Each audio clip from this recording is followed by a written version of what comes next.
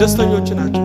በቃ የሚሰሙትን ብቻ የሚሰሙ የሚያዩትን ብቻ የሚያዩ ሰዎች፣ አማርኛ የማይሰነጥቁ ቃላት የማይቆረጥሙ እያከሙ የሚያዩ እያከሙ የሚሰሙ አይ እንዲህ ሊል ፈልጎ ነው አይ ይህንን ሊያደርግ አስቦ ብለው በጎን ብቻ የሚያስቡ እነሱ ደስተኞች ናቸው።